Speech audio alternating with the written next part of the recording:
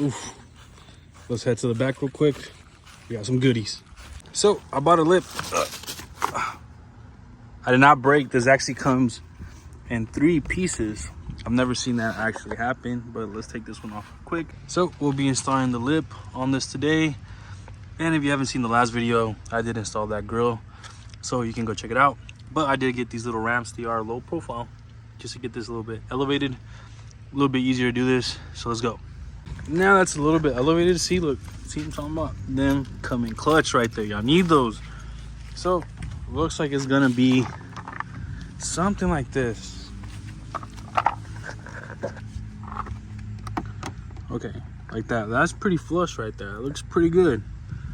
Inside looks pretty decent, not gonna lie. Looks pretty good. I'm gonna try to mock one up somehow, some way.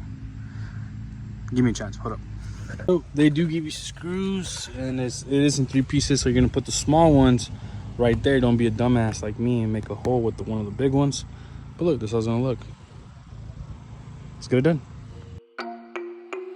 MTC Beats.